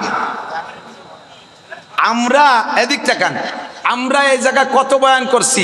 এ গ্রামে গ্রামে, মহল্লায় মহল্লায় মাহফিল হয়। কোন মাহফিলে কোন হিন্দুদের কটাক্ষ করে আমরা কথা বলি? তাদের মন্দির মূর্তি সম্পর্কে আমরা কোনো খারাপ মুক্তি করি? এত বড় মুহূর্তে দেখেন, এই মাননীয় কি বলা হয়, বিগত সরকার, শেখ হাসিনার সরকার যতদিন ছিল ক্ষমতায়, অতদিন বাংলাদেশের মুসলমানদের উপরে রাজত্ব করতো হিন্দুরা। আমরা মাহফিল করতে জন্য অনুমতি নেওয়া লাগতো, হিন্দুদের পূজায় অনুমতি লাগতো না। আমাদের মাইকি সাউন্ড বেশি হয়ে যায়, এতে শব্দ দূষণ হয় বিদায় আমাদের মাইক বন্ধ করে বক্সে ওয়াজ করা লাগছে। আর হিন্দুরাই একটানা 7 দিন 8 দিন 10 দিন পূজার মাইক এমন জোরে ধুমধাক্কা চালায়, মসজিদে মুসল্লিরা নামাজ পড়তে পারে না, তাদের অনুমতি লাগে না। তারা এভাবে শব্দ দূষণ করে দেশে রাজত্ব চালাইছে। কথা বলেন ঠিক ঠিক না? আমাদের উপরে তারাই দেশে থেকে নির্যাতন করেছে। আমরা কখনো কিছু বলি নাই, আমরা কখনো কিছু বলি নাই। আল্লাহ দে ছেড়ে দিছি। আমরা তাদেরকে দেশের মেহমান মনে করেছি, মেহমানের মর্যাদায় রেখেছি। আমরা বাড়িওয়ালা হিসেবে আমরা আমাদের একটু লস মেনে নিছি। বোঝেন বাড়িওয়ালা আর মেহমানের পার্থক্য? আপনি আপনার এদিক তাকান, আপনার একটা ভাইয়ের একটা উদাহরণ দিলে বুঝতে সহজ হয়। আপনার একটা ভাইরা বাইরে আপনি দাওয়াত দিয়েছেন, এই ভাইরার একটা ছেলে 5 বছর বয়স, বহুকাল আসে না আপনাদের বাড়ি। এই বাচ্চাটা হওয়ার পরে কোনোদিন আসে নাই। আপনার আদরের শালি, মোহাব্বতের ভাইরা, একটা বাচ্চা হয়েছে, তাও সেরকম দেখতে, দাওয়াত দিয়েছেন, তাদেরও পয়সা করি আছে, আসছে আপনার বাড়ি বেড়াইতে। আসার পরে আপনারও 5 বছরই একটা আছে ছেলে। তো 2 খালাতো ভাই একসাথে ঘরের মধ্যে আনন্দ করে, খেলাধুলা করে, ফুর্তি করে। এই খেলাধুলার ভিতর দিয়ে আপনার ছেলে বাড়ির একটা গিলাস, কাঁচের একটা গিলাস, আগে ছেলে রূপবান গিলাস 1.5 টাকা দাম, মনে আছে নাকি? ওয়াসা কাঁচের গিলাস, ওই গিলাসেরটা তার হাতেতে ছুটে পড়ে ভেঙে গেছে। আপনি কি করেন? আপনার ছেলেরে যে ঘাট ঠাইছে ধরে ধমাধম 2 থাপ্পড় ভাঙ্গিয়ে ফেলাই দেবো, গুঁড়ো করে ফেলাই দেবো। আপনার ভাইরা ভাই এসে ঠেকাইছে। 1.5 টাকা দামের রূপবান গিলাস ভাঙছে, আপনার ছেলে 2 থাপ্পড় দিয়ে দিয়েছেন। কিছুক্ষণ পরে আপনার ভাইরা ভাইয়ের ছেলে যে বেড়াইতে আসছে, সে যাই আপনার শোকেসের মধ্যে হ্যাঙ্গার ধরে নিয়ে আসছে। হ্যাঙ্গারের ভিতরে 12টা গিলাস, বেলজিয়াম গিলাস, এক একটা গিলাসের দাম 1300 টাকা। এই 12টা গিলাস ধরিয়ে এনে স্লিপ করে পড়িয়ে সব কটা গুঁড়ো গুঁড়ো করে ফেলাইছে। আপনার ছেলে 1.5 টাকা দামের একটা গিলাস ভাঙছে, 2 থাপ্পড় মারিয়ে দিয়েছেন, এইটা আপনার ভাইরা ভাই দেখছে। সেই ভাইরা ভাইয়ের ছেলে 12টা গিলাস, এক একটা গিলাস 1300 টাকা দাম, ভাঙ্গে গুঁড়ো গুঁড়ো করে ফেলাইছে। আপনার কেমন লাগতেছে এইটা অনুভব করে আপনার ভাইরা ভাই তার ছেলেরে যায় থাপ্পড় শুরু করছে, এক করে শেষ করে ফেলাই দেবো, আর কোনোদিনে বাড়ি আনবো না। আপনি সে সময় কি করবেন বলেন তো? আপনি আপনার ভাইরা ভাইরে ধমক দেবেন, এই ছোট ওরে মারিস না, ও ছোট মানুষ, ও কি বোঝে, ও কি বোঝে, ও গিলাস ভাঙছে তো কি হয়েছে, কি ওরম গিলাস আমার শোকেস ভরা রয়েছে, ওরে আর ফিরে মারলে কিন্তু খবর আছে, ওরে যদি আর মারিস ও জীবনে আমার বাড়ি বেড়াতে আসবে না, ও বলবে যে না খালা বাড়ি বেড়াতে যাবো না, ও বাড়ি গেলি খালি মার খাওয়া লাগে, ওই বাচ্চার কোনো দিন আসবে না। এখন ভাইরা ভাই কি কয়, যে আমারটা 12টা ভাঙলো তাতে তুমি মারতে যাও না, তোমারটা দিয়ে 1.5 টাকা দামের একটা ভাঙছে, তারে দিয়ে 2 থাপ্পড় দিলে, ওটা হলো বাড়িওয়ালা আর ওটা হলো মেহমান। ওরে যদি 1.5 টাকা দামের গিলাস ভাঙার পরে থাপ্পড় দূরে না দেয়, ও কয়েকদিন পর আমার শোকেস ভেঙে ফেলাই দেবে, গাজারটা আসাতি দেয়। একটু ইন্নালিল্লাহ পড়ি, ইন্নালিল্লাহি ওয়া ইন্না ইলাইহি রাজিউন। আমি এই জন্যই বলছি যে তোমরা এই কোরা বাদ দাও, এই কারেন্টের উপর নির্ভর করো না, একটানা জেনারেটর চালায় রাখতে হবে।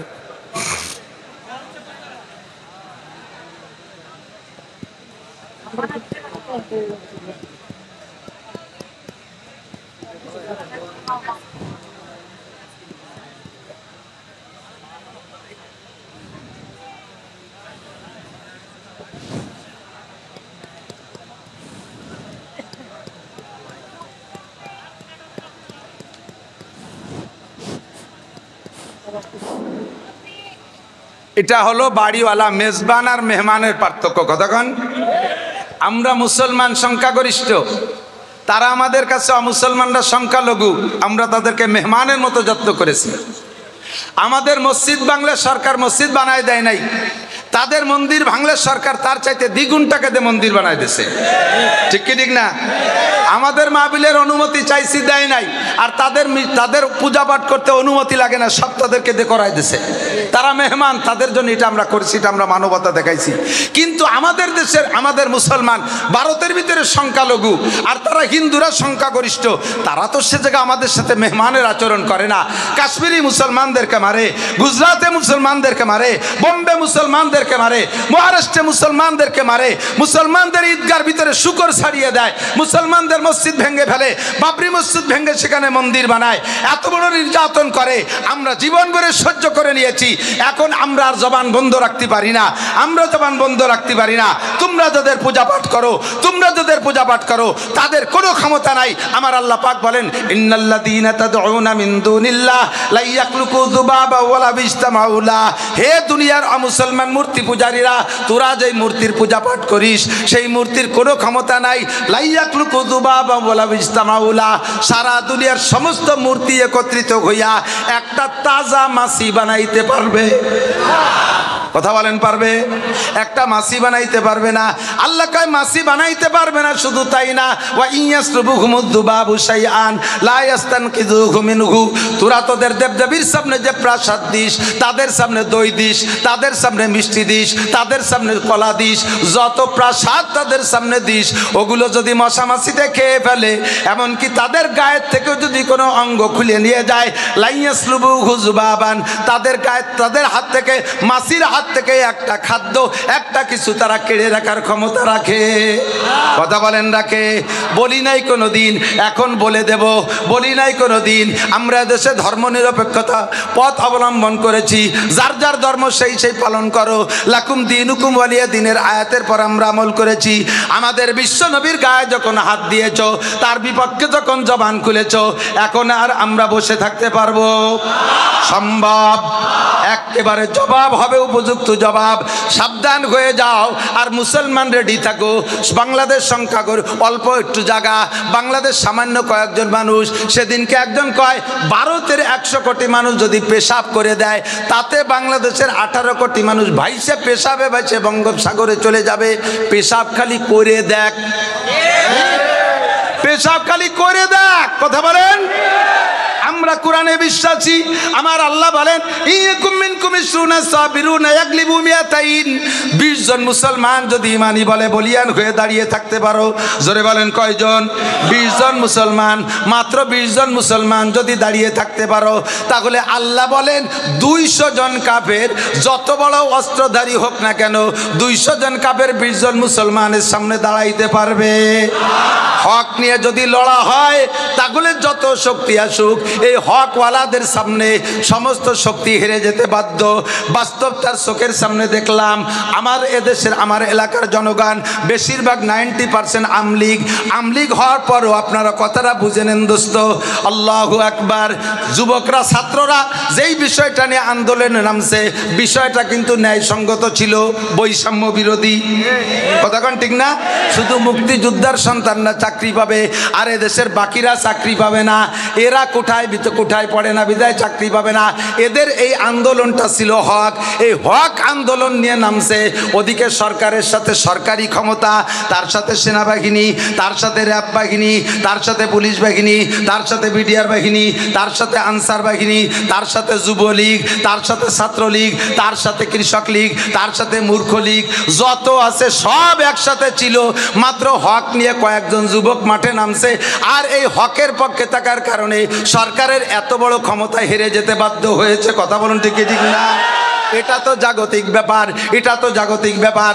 আর উখরবি ব্যাপার, ইসলামের ব্যাপারে যদি 20 জন মুসলমান দাঁড়িয়ে থাকতে পারো, 200 কাফের পরাজিত হতে বাধ্য। আল্লাহু আকবার। ভারতের 100 কোটি কাফেরের ভিতরে, 100 কোটি মানুষের ভিতরে 35 কোটি আছে মুসলমান, তারাও আমাদের পক্ষে। কথা বলেন ঠিক না? আর বাংলাদেশে 18 কোটির ভিতরে 16 কোটি মুসলমান, ধরে নিলাম 15 কোটি মুসলমান। 35 আর 15 কত হয়? 50। এই 100 কোটি আর এ পাশে 18 কোটি, এর ভিতরে 50 কোটি দাঁড়ায় গেছে মুসলমান। 50 কোটি মুসলমান এখন যা আছে, ওরা আমাদের প্রত্যেক একজনের সামনে 2 জন হয় নাই, একজনের সামনে 2 জন হয় নাই। আমরা একজনে 20 জনের সাথে লড়তে পারি। কথা বলেন ঠিক না? মুসলমানের গায়ে হাত দিস না, ধর্ম নিয়ে নাড়াচাড়া করিস না। মুসলমানের নারায় তাকবীরের আওয়াজ এটা তো কোনোদিন শুনিস নাই। মুসলমানের নারায় তাকবীরের আওয়াজ। খালেদ ইবনে ওলীদ রাদিয়াল্লাহু তাআলা আনহু, খালেদ ইবনে ওলীদ রাদিয়াল্লাহু তাআলা আনহু যুদ্ধে বিজয় লাভ করে চলে আসছেন। কাফের মুসলমান ছিল 10,000 আর কাফের ছিল 30,000। 10,000 30,000-এর মোকাবেলায় এক একজনের সামনে কয়জন? 30 জন। কয়জন? 3 জন। এই যুদ্ধে মুসলমান জিতে কাফেরদেরকে ধরিয়ে নিয়ে আসছে বহুত। তো খালেদ ইবনে ওলীদ রাদিয়াল্লাহু তাআলা কাফেরদেরকে জিজ্ঞেস করে, আমরা তো অল্প কয়জন, তোরা এত ডেলি মার খালি, লাস্টে ধরা পড়ে গেলি, এরকম আত্মসমর্পণ করলি, অস্ত্র ছাড়িয়ে পড়িয়ে গেলি কেন? ঘটনা কি? কয় যে হুজুর, আপনারা যখন নারায় তাকবীর কে আওয়াজ দেন, তখন আমাদের কাছে মনে হয় আসমান ভাঙ্গে হুড়মুড় করে আমাদের মাথার উপরে পড়তেছে। যাদেরকে আপনারা জবই করে মারছেন তো জবইতে মরছি, আর অনেকেই মরিয়ে গেছে ওই নারায় তাকবীরের আওয়াজে, অন্ডকোষ খসে বুড়ি মরিয়ে গেছে। এমন একটা তাকবীর তো তোমরা শোনো নাই। মুসলমানের তাকবীর শুনতে চাও? দেব আমরা তাকবীর। হবে তাকবীর? নারায়ে তাকবীর, নারায়ে তাকবীর। বিশ্বের মুসলিম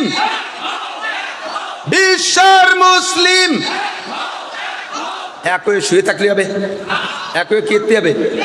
এক হও, জিহাদ করো। বিশ্বের মুসলিম এক হও, জিহাদ করো। ইহুদিদের দালালরা, নাসারাদের দালালরা, সাধু ঠাকুরের চেলারা, ভারতের চেলারা, ভারতের দালালরা, বিশ্বনবীর শত্রুরা, বিশ্বনবীর অপমান সইবে না রে মুসলমান। নারায়ে তাকবীর। এইরকম একটা তাকবীরের ধ্বনি শুনলে লক্ষ লক্ষ পালায় যাবে, পরনের কাপড় নিতে সময় পাবে না। ঠিক কিনা? সহ্য করব না বলি নাই, বলার ইচ্ছাও ছিল না, ব্যঙ্গ করি না, করার ইচ্ছাও ছিল না, কিন্তু কেন করাও? আমরা তোমাদের যাদের সম্পর্কে বলবো তোমরাই বলো। বা আরবালারা মূর্তিরে আরবিতে কয় সনাম। কি বলে? সনাম। এই সনাম পূজারী একজন, অনেক বয়স, 100-র উপরে বয়স, একটানা 80 বছর পর্যন্ত সে তার প্রতিজ্ঞা ছিল আমি যেখানে যাব সনামকে সাথে রাখবো, সনামরে পূজা করব, সনামের জিকির জপ। আমরা জিকির করি আল্লাহ, বলেন আল্লাহ আল্লাহ আল্লাহু আল্লাহ আল্লাহ আল্লাহ আল্লাহু আল্লাহ আল্লাহ আল্লাহ আল্লাহু আল্লাহ। সমাদ সমাদ, বলেন সমাদ সমাদ সমাদ সমাদ। কার নাম? আল্লাহর নাম। কুল হু আল্লাহু আহাদ, তারপরে আল্লাহু সমাদ। সমাদ আল্লাহর নাম। উনরা আরবিতে ওনাদের মূর্তি রেখে সনাম। এই সনামরে গাড়ে করে চলাফেরা করে সব জায়গায়। এক জায়গা যাইয়া ওর পেশা পাইছে সনাম রে, সনামের কাছে তো মুনাজাত করে, এটা দাও ওইটা দাও সেটা দাও, সব চায়। লক্ষ্মীর কাছে অর্থ চায়, লক্ষ্মীর পেটের মধ্যে খালি খ্যার। ও কি সাইডে ভয় সব তৈরি করে? সরস্বতীর কাছে বিদ্যা চায়, সে নিজেও তো জীবনে কোনোদিন এক লাইন স্কুলই পড়ে নাই। কথা কন না কেন? দুর্গার কাছে ক্ষমতা চায়, সে দুর্গার ক্ষমতা কি? রাস্তায় দাঁড়ায় তুলি বেড়া কুত্তো তার নাক মুখ বেড়ে স্প্রে করে সুজায়, সে কুত্তো খেদার ক্ষমতা রাখে না। ঠিক কি ঠিক না? তার কাছে ক্ষমতা চায়, তো ক্ষমতা বাবা কার কাছে? ওই ভদ্রলোক এই সব তাই সনামের কাছে চায়। আজকে ওর রাস্তায় চলার পথে সনাম তো গাড়েই রয়েছে, সনামরে রাইকে পেশাব করতে গেছে, তো সনামরে রাস্তার পাশে থেকে পেশাব করতে গেছে, দেখে দূরিতে পেশাবের ভিতরে ফস ফস ফস ফস শব্দ আসতেছে, ওর পেশাব ছাড়াও পিছনে একটা শব্দ, দেখে যে কুত্তো সেই সনামের আগাগুলা স্প্রে করে দিছে। ও তো ওই পেশাবের মধ্যে রেগে গেছে, আইসা সনামের ঠ্যাং দইরিয়া দমা দাম পাথরের সাথে বাড়ি, তোরে শেষ করে ফেলাই দেব। বদমায়েশ, আমার জীবনের সব প্রতিরক্ষার দায়িত্ব তোরে দিয়েছিলাম, তুই আমারে পাহারাদারি করবি, তুই আমারে বাঁচাবি, তুই আমারে হেফাজত করবি। তোর কি ক্ষমতা আছে? তোর সারা গা গোসল করাই দিছে কুত্তই মুতিয়ে, তাই তুই ঠেয়া তুই পারলি না, আর তুই আমারে কি উপকার করবি? কথা বলেন ঠিক ঠিক না? রাগিয়ে গেছে, বাড়ই দূরে হাত পা ভাঙ্গে, তারপরও মহব্বত তো একবারে শেষ করা যায় না। এরে নিয়ে আবারও জিকির করতে করতে যাইতেছে, তো সনাম রে নিয়ে সামনে বসে জিকির করতে করতে হঠাৎ মুখ থেকে বেরোয় গেছে সমাদ। কি বেরোইছে? সমাদ। এই সনাম রে 80 বছর ডাকছে, সনামে জবাব দেয় না। আর সনাম রে ডাকতি যে সমাদ মুখ দিয়ে বেরোয় গেছে, উপরে সমাদ জবাব দেয় লব্বাইক আল্লাহ লব্বাইক ইয়া আবদি লব্বাইক ইয়া আবদি। হে আমার বান্দা, তুমি আমারে কেন ডাকলা? কন্না আল্লাহু আকবার। তুমি আমারে কেন ডাকলা? এমন একটা আওয়াজ উপর থেকে আসছে, মানুষের কণ্ঠের সাথে মেলে না, দুনিয়ার কোনো প্রাণীর কণ্ঠের সাথে মেলে না। একটা অপরিচিত কণ্ঠ উপর থেকে জবাব আসলো, ইয়া আবদিলি মা দাওতানি। বান্দা, তুমি আরে কি মনে করে ডাকলা? ওর ভিতরে একটা পরিবর্তন আইসা গেছে মুহূর্তের ভিতরে। আরে যারে জীবন ভরের সামনে রাইকা সনাম করে জিকির করলাম 80টা বছর, কোনোদিন আমারে জবাব দিল না, কোনোদিন আমারে জবাব দিল না। আর যারে ডাকি নাই তারে মনেও করে ডাকি নাই, বেসাক্তা ভুল করমে জবান থেকে সনাম কইতে যে সমাদ বেরোয় গেল, আর সেই সমাদ আমার ডাকে সাড়া দিল। কাজেই সনাম আমার কেউ না, সমাদ আমার সব। আল্লাহ আমার রব, বলেন ওই রবই আমার সব। আল্লাহ আমার রব, ওই রবি আমার সব। সমাদ আমার রব, সমাদ আমার সব। ঠিক না? বলি নাই কোনো দিন নীরবে পূজা পাঠ করে গেছো, সরকার বাহাদুর তোমাদেরকে সব কিছু বেশি দিয়েছে। আরে আমরা এই গ্যাঞ্জামের ভিতরে, বাংলাদেশের গ্যাঞ্জামের ভিতরে দেখেন, উরাই বড় বেকায়দা। নিজেদের মূর্তি নিজেরা ভাঙ্গে, নিজেদের মন্দির নিজেরাই আগুন জ্বালাই দিয়া, স্থানীয় মুসলমান যুবকদের উপরে দোষটা চাপাই দিয়া এই দেশের মুসলমানদেরকে মাইর খাওয়াইছে। কথা বলেন ঠিক ঠিক না? এই কৌশল যাতে ব্যবহার করতে না পারে, আবার একটা গ্যাঞ্জাম না লাগাই দিতে পারে, এই জন্যই এই সরকার পতনের মুহূর্তে মাদ্রাসার ছেলেরা, স্কুল কলেজের ছেলেরা, ধর্মপ্রাণ মুসলমানরা, শাসনতন্ত্রের যুবকরা মন্দির পাহারা দিয়েছে। আপনারা জানেন কি জানেন না? মন্দির পাহারা দিয়েছে। আমরা এত খেদমত তোমাদের করি, আর তোমরা আমার নবীর সম্পর্কে এমন আচরণ করলে, এমন আচরণ করলে। এখনই যদি, আগামীকাল যদি কি বলা হয়, সমাবেশ ডাকা হয়, প্রতিবাদ সমাবেশ ডাকা হয়। আপনারা সকলে উপস্থিত হইতে পারবেন তো ইনশাআল্লাহ? যাইতে পারবেন তো ইনশাআল্লাহ? কাজের বাহানা দেবেন, কাজের বাহানা দেবেন। নবী না আসলে আপনি দুনিয়া আসতে পারতেন না, আপনার সব কাজ পড়ে থাকতো, আপনি কিছুই করতে পারতেন না। নবী আসার কারণে আপনার জন্ম হয়েছে। ও দোস্ত, আমার নবীর অপমান এইটা আমরা সইতে পারবো না। আগামীকাল যদি আমাদের ডাক আসে ইনশাআল্লাহ আমরা বেরিয়ে পড়বো, ঠিক আছে না? প্রতিবেশী গোপালগঞ্জ এরিয়ার মধ্যে যারা আসছেন, শুধু তারাই না, এ পাশেও বলমারি তো গোপালগঞ্জের কাছ দিয়ে যারা আছেন, আগামীকাল আমাদের গোপালগঞ্জে সকাল 10টা থেকে 12টা পর্যন্ত এই প্রতিবাদ সমাবেশ হবে এবং স্মারকলিপি দেবো আমরা ডিসি মহোদয়ের কাছে, প্রেস ক্লাবের কাছে। রসুলের আশেক যারা আছেন, আশেকে রসুল যারা আছেন, খালি জিলাপি খাওয়া আশেক না, 12ই রবিউল আউয়ালে জশ্নে জুলুস করা আশেক না, আরে মিছিল দেওয়া আশেক না, অরিজিনাল আশেকে রসুল যারা আছেন, রক্ত দিয়ে হলেও, জীবন দিয়ে হলেও, পায়ে হেঁটে হলেও আগামীকাল গোপালগঞ্জ যাওয়ার চেষ্টা করা যাবে তো ইনশাআল্লাহ? বেশ কিছুদিন আগে, আরো বেশ কয়েক যুগ আগে, ভারতের ভিতরে আর এক বদমায়েশ ঠাকুর আমার নবীর নামে রঙ্গিলায় রসুল বই লেখছে। রঙ্গিলায় রসুল, এর ভিতরে নবীর অনেক কটূক্তি করছে। ভারতের এক যুবক, মাদ্রাসার ছাত্র না, তবলিগের কোনো আমির না, ইসলামী শাসনতন্ত্রে ইসলামী কোনো দলের যুবক না, এ আমার কলেজের যুবক, আমার স্কুলের যুবক, আমার জেনারেল স্টুডেন্ট। তোদের মধ্যে থেকে একটা যুবক সে তরবারি একটা চাদরের মধ্যে পেঁচাই নিয়ে ঠাকুরের গেটে যে বলছে, অমুক ঠাকুর কোথায়? বললো যে ভিতরে। কেন, কি খবর? তার সাথে আমার সাক্ষাৎ আছে। বলেন আগে কি সাক্ষাৎ? বলে না, দরকার আছে, আগে সাক্ষাৎ করতে দেন। ভিতরে চলে গেছে, যার অনুমতি দিয়েছে, যাইয়ে সামনে বসে বলছে, এই তুই আমার নবীর সম্পর্কে এই গুস্তাখি আলোচনা তুই করেছিস? আমার নবীর সম্পর্কে এই তুই লিখছিস? সে জানে যে আমরা ভারতের মহাশক্তি, আমরা ভারতের মানুষ, আমাদের সামনে আবার কে আসে? আর গেটে তো আমার পাইক পেয়াদা আছেই।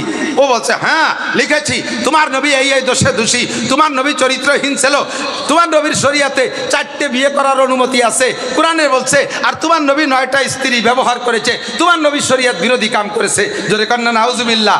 বলার সাথে সাথে একে কোপে গর্দান আলাদা করে দিয়েছে। মাদ্রাসার ছাত্র না, মুহাদ্দিস মুফতি মুহাদ্দিস শাইখুল হাদিস না, এই যুবক, কলেজের যুবক, এই স্টুডেন্ট, তোদের মতো একজন জেনারেল শিক্ষিত যুবক, তার ভিতরে সে হয়তো নামাজ পড়তো কিনা পড়তো আল্লাহই ভালো জানে, নবীর শানে বেয়াদবি সহ্য করতে না পাইরা যে সরাসরি নিজ হাতে তার প্রতিবাদ করেছে, অ্যারেস্ট হয়ে গেল, সরকার নিয়ে গেল, ট্রাইব্যুনাল কোর্টে তার দ্রুত বিচার হয়ে গেল, বিচারের রায় ঘোষণা হয়েছে, আগামীকাল তার কি হবে? ফাঁসি হবে, আগামীকাল ফাঁসি হবে। ফাঁসির সংবাদ এর কাছে যদি আসে, ও কান্দে না হাসে? এই আপনাদেরকে ফাঁসির হুকুম হলে হাসবেন না কানবেন? কানবে না? পাগল হয়ে যাবে না? যুবকের কাছে যখন ফাঁসির ঘোষণা চলে গেছে, কোর্টের থেকে খবর পৌঁছানো হলো আপনার আগামীকাল ফাঁসি হবে, যুবক চেহারাটা খুশিতে হলুদ হয়ে গেছে। কোন সুবহানাল্লাহ! চেহারাটা খুশিতে হলুদ হয়ে গেছে, হাসতেছে মুস্কি মুস্কি। কোর্টের লোকে জিজ্ঞেস করে, তোমার আগামীকাল ফাঁসি হবে, তুমি এত আনন্দ খুশি হচ্ছ, হাসছো কেন? কয় যে তা তোর কাছে বলে লাভ কি? মুসলমানরা আসছে, তুমি এই ফাঁসির খবরে হাসছো কেন? তুমি তো কাঁদবা। কয় যে গত রাত্রে আমি স্বপ্নে দেখি বিশ্বনবী মুহাম্মদুর রাসূলুল্লাহ সাল্লাল্লাহু আলাইহি ওয়াসাল্লাম আর 4 খলিফা সাথে আমাকে জান্নাত থেকে ইস্তেকবাল অভ্যর্থনা জানানোর জন্য আমার কাছে চলে আসছে। আমাকে নবী পাক হাত ছাড়ি দিয়ে বলছে, তুমি চলে আসো, কালকে আমার সাথে একসাথে জান্নাতে থাকবা। আমার একটা জীবন চলে গেলে আমার দুনিয়ার সব শেষ, আমি নবী পাকের সাথে জান্নাতে থাকবো, আমার নবীর সাথে জান্নাতে থাকবো। মাররা মিনকুম মুনকারান ফালইয়ুগাইরু বিয়াদিহি, যদি ইসলাম বিরোধী কোনো কিছু দেখো, শক্তি থাকলে হাত দিয়ে প্রতিবাদ করো। কথা বলেন ঠিক কি ঠিক না? ফাইল্লাম ইস্তাতিফা বিলিসানি, না পারলে কমপক্ষে জবান দিয়ে একটু বলো। ফাইল্লাম ইস্তাতিফা বিকলবিহি, জবানও যদি না খুলতে পারো, অন্তরে ঘৃণা করো। অন্তরে ঘৃণা করাকে বলছে আযাফুল ঈমান, এটি ঈমানের সবচেয়ে দুর্বল পয়েন্ট। আমরা অত দুর্বল না, আমরা এখনো জবান তো চালাইতে পারি। কথা বলেন ঠিক ঠিক না? আর হাত চালানোতে সমস্যা, হাত চালানোতে সমস্যা। একটু হাত খোলেন। আফগানিস্তানের মানুষ, আফগানিস্তানের মানুষ, মুসলমানরা কয়েক মোল্লা মাত্র 42টে, মাশাআল্লাহ হাত নামান, 42টে শক্তিধর দেশ সমন্বয়ে এই বাহিনীর নাম ছিল ন্যাটো। মুল্লারা সায়েন্স পড়ে নাই, বিজ্ঞান পড়ে নাই, বোমা বানাইতে পারে না, রাইফেল বানাইতে পারে না, কোনো অস্ত্র বানাতে পারে না।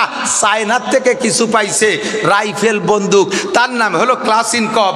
এই ক্লাসিনকভ দিয়ে বিদেশের 42টে রাষ্ট্র, শক্তিশালী দেশের সমস্ত সমরাস্ত্রকে একেবারে কেড়ে রেখে দিয়া 8,000 মার্কিন ডলার, 8,000 কোটি মার্কিন ডলারের অস্ত্র কেড়ে রেখে দিয়ে তাদেরকে খালি হাতে জুতোর মালা গলায় দিয়া তাদের পরনের পাশায় প্যান্টও পরতে সুযোগ পায় নাই, এভাবে তারা পালায় চলে গেছে মোল্লাদের ধাওয়ায়। কাজেই আমাদের হাত গুটিয়ে রাখার সুযোগ সময় নাই। কথা বলেন ঠিক ঠিক না? ফিলিস্তিনের 40 লক্ষ, ফিলিস্তিনের কি বলা হয় 23 লক্ষ মানুষ, 23 লক্ষ মানুষ গাজার ভিতরে, তাদের ভূমি আয়তন কটুক জানেন? কাশিয়ানি থানা অথবা আল বলমারি থানা পরিমাণ, 42 কিলোমিটার লম্বা আর 12 কিলোমিটার চওড়া। বলেন তো কটুক জায়গা? আমার মনে হয় 2-3টে ইউনিয়নের জায়গা, ঠিক না? এই জায়গার সাথে এই কয়েকজন সাধারণ পাবলিকের সাথে আমেরিকা লড়তেছে। ইসরায়েল তো ফেসে অস্ত্র দিচ্ছে কে? আমেরিকা দিচ্ছে, ব্রিটেন দিচ্ছে, যুক্তরাজ্য দিচ্ছে, পশ্চিমারা সবাই তাদেরকে অস্ত্র দিচ্ছে। একটা বছর পর্যন্ত মুজাহিদদেরকে হারাইতে পারে নাই। এ কাফেরের দল, ইহুদ নাসারার দল, জেনে নে আমার নবীর সৈনিকদেরকে খেপাস না। যদি খেপে যায় বিশ্ব মুসলিম, ইনশাআল্লাহ এই পৃথিবীতে তোরা পা রাখার জায়গা পাবি না। কথা বলেন ঠিক ঠিক না? প্রস্তুত আছেন তো ইনশাআল্লাহ? প্রস্তুত আছেন তো ইনশাআল্লাহ? আমার বয়ান সময় শেষ, এরপরে আসবে ইশার আজান হবে, নামাজ হবে। একজন মানুষ যদি আজকে এখান থেকে নামাজ ছাড়া উঠে চলে যাও যুবক, তাহলে প্রমাণ হবে তুমি মুহাম্মদুর রাসূলুল্লাহ সঠিক সৈনিক নও, তুমি মিথ্যাবাদী। এখানে অনার্থক হাত জাগাইছো রসুলের সৈনিক হিসেবে প্রমাণ দিতে। অজু বানায় এই জামাতের সাথে, বড় জামাতের সাথে নামাজ হবে। নামাজের পরে মিজানুর রহমান ফরিদি, একজন উঠবেন না, আমার কথা আছে, একজন উঠবেন না, মিজানুর রহমান ফরিদি, অবশেষে আরিফ বিন হাবিব সাহেব, আমার বাংলাদেশের বর্তমানে আল্লামা হিসেবে যাকে বলা যায়, একবার তাজা কোরআন হাদিসের রেফারেন্স দিয়ে বয়ান করবে। আমরা শেষ পর্যন্ত শুনবো, থাকবো তো ইনশাআল্লাহ? বেয়াদবি মোটে করবো না, আমরা ইনশাআল্লাহ প্রস্তুত থাকি। আল্লাহ তাআলা আমাদেরকে এই জিহাদের ময়দানে শরীক হওয়ার তৌফিক দান করে, বলেন আমিন। আগামীকাল গোপালগঞ্জের এই প্রতিবাদ মিছিলে আপনাদেরকে দাওয়াত দিচ্ছি। আর আমি খাসভাবে দোয়া চাই আমার ভাই কারি সিদ্দিকুর রহমান সাহেবের জন্য। সকলে দোয়া করবেন, তার কিছু প্রশংসা থাকলে করবেন। তার ছোট্ট একটা বাচ্চা মাদ্রাসায় পড়ে, এখনও সে মাদ্রাসার হাল ধরার ক্ষমতা নাই। আমার ছেলেদের মতো ছোট এখনও লেখাপড়া করে। ছেলেটা ফারেক হয়ে লেখাপড়া শিখে আসুক, বাপের এই স্থান সে বসতে পারে। আর তার মাদ্রাসাটা আমরা সকলে মিলে সহযোগিতা করবো তো ইনশাআল্লাহ? এই মাদ্রাসার পক্ষে কারা কারা একটু হাত দেখাবেন? মাদ্রাসার পক্ষে থাকবেন তো ইনশাআল্লাহ? ধান দিয়ে, পাট দিয়ে, লজিং রেখা, চামড়ার টাকা দিয়ে, জাকাত ফেতরা, এককালীন অনুদান দিয়ে আমার ভাইয়ের, আপনার ভাইয়ের মাদ্রাসা কারি সিদ্দিক সাহেবের মাদ্রাসার পাশে থাকবো ইনশাআল্লাহ। আল্লাহ তাআলা মাদ্রাসাকে কবুল করুক, আমাদের মর্দে মুজাহিদ হিসেবে, জিহাদি সৈনিক হিসেবে আমাদের কবুল করুক, বলেন আমিন। সুবহানাল্লাহি বিহামদি, সুবহানাল্লাহিল আযীম, সুবহানাকাল্লাহুম্মা ওয়া বিহামদিকা আশহাদু আল্লা ইলাহা ইল্লা আনতা আস্তাগফিরুকা ওয়া আতুবু ইলাইক। আসসালামু আলাইকুম ওয়া রাহমাতুল্লাহি ওয়া বারাকাতুহু। আলহামদুলিল্লাহ। সম্মানিত শ্রোতাবৃন্দ, হুজুরের সময় স্বল্পতার কারণে